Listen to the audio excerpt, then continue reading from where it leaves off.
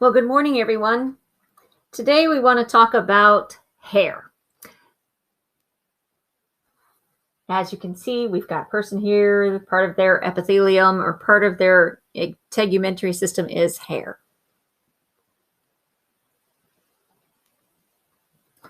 So you may have heard of keratin before. Hair and nails are made of hard keratin. It's kind of odd, though, that keratin on your hair and keratin on your nails is feeling a little bit different. You should know that you have millions of hairs on your body, but not everywhere on your body. Think about on your body where you may not have hair.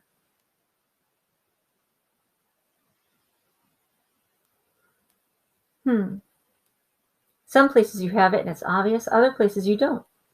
One place you don't have it is the palms of your hands and the soles of your feet. You don't have hair there. And there are a couple of other places. Keep thinking. Your hair has several functions. The hair on your head keeps in heat. You probably are aware of that. And it protects us from sun. Your body hair tells you when there's an insect on you to alert you that you might get bit or you might get stung. Gives you an opportunity to push the insect off. Your eyelashes are important. They protect your eyes from things falling in them. The hair in your nose is important. It protects things from going into your nose. Again, it's an alert system to tell you something's trying to get in or something might fly in. So it helps to block, but it also helps give you a warning. Okay. Let's look a little bit more closely at hairs. So the hair, the part of the hair that sticks out, this part that we think of as hair, is a really tiny part of the hair. Okay, this part is just called the shaft. So the part that sticks out, the part that you think of as hair, that's the shaft of the hair. That's the shaft. And a lot of you may use something called conditioner on your hair. And that conditioner smooths down the rough surface of your cuticle of your hair and helps to make this part appear smooth. Okay.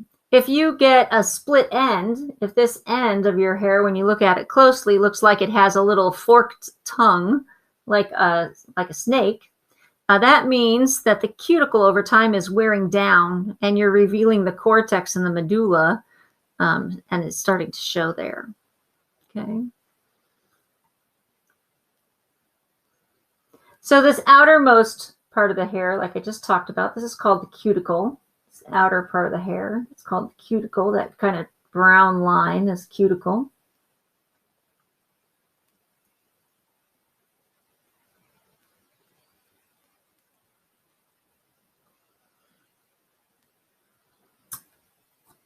There's a hair follicle down here. This bulb part right here. This is located down in the dermis, down underneath now. Can't see this part, but sometimes if you pull a hair out, you'll get the hair follicle with it. This is the root of your hair. You have a hair follicle, the root of your hair. The hair shaft, the outer part, the hair follicle. So hair cells divide down here in the follicle in a region called the hair bulb. This is the hair bulb. And the cells are filled with keratin and pigments. Keratin and pigments. That's what gives your hair a particular color. Now, throughout your life, your hair color might change, and not every hair bulb is filled with the same amount or the same type of pigment throughout your life either. Now what happens is these dead cells are continually pushed up. So you get new cells down here, but they replace, or they push dead cells up. And what comes out of your head is actually dead cells. Dead cells, dead cells, dead cells, dead cells. So let's talk about variation in hair. Lots of variation in hair. Here I'm showing you a variation in hair color, but that's not the only variation of hair. right? Here we go from very light, a little red, into several shades of dark, okay? But that's not the only variation of hair. We also have different textures of hair, right? Curly, straight, and wavy. And what makes the difference there is the shape of the hair follicle opening. Hair follicle opening. Hair color is determined by the amount of melanin. So the same thing that makes our skin color makes our hair color. And again, that's the pigment that's present at the base of the hair follicle. So let's go back for a minute.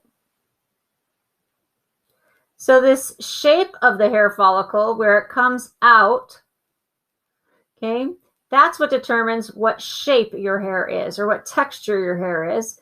And the pigment that's down here in your hair follicle determines what color your hair is. So your hair color is way down here. Yet if you go and color your hair, you're just coloring this shaft. Okay, but your natural hair color is way down here. All right. And the melanin is the color.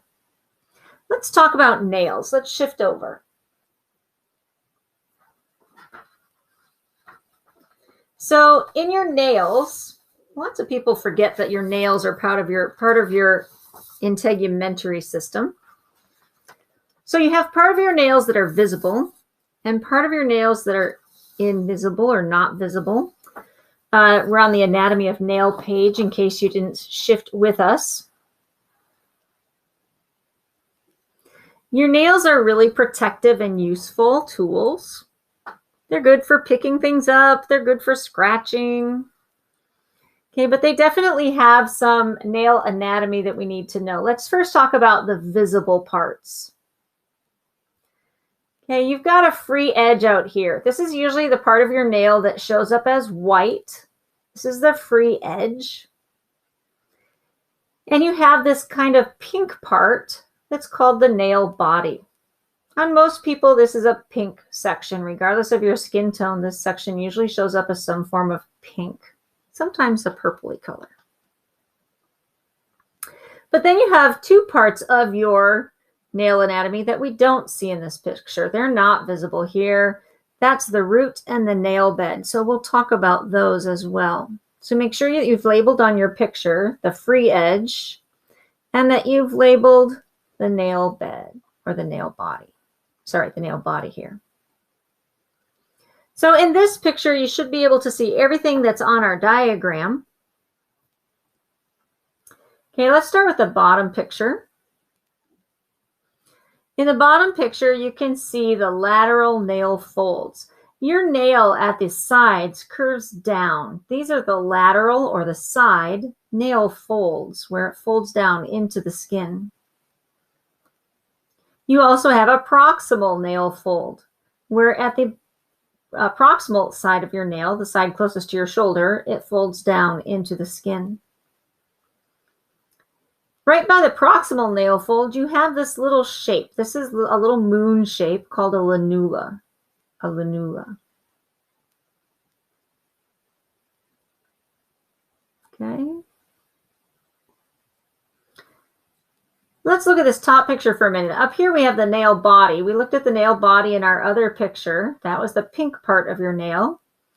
And in this one, you can see the nail matrix as well. So let's talk about the nail matrix. Let's get some words up here. This nail matrix, or this pink section, sometimes you cut, your nail gets torn and it rips down into this nail matrix. The nail matrix produces heavily keratinized cells which become your nail body. So your nail grows from this nail matrix into the nail body way down here and then out where you can see it and then out to the free edge. So the nail body grows this direction.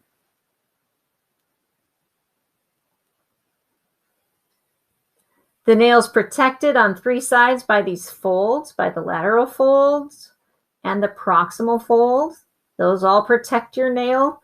By folding, it keeps it strong. If it just laid on top of your skin, it'd be very easy to catch it on things.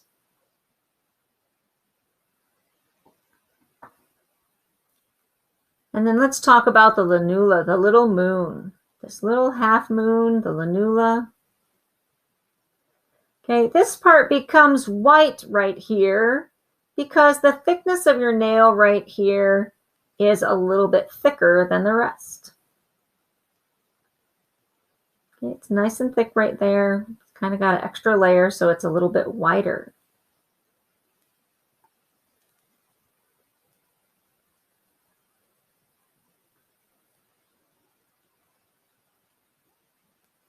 Okay, give people a minute to finish writing. Let's talk a little bit more about nail formation.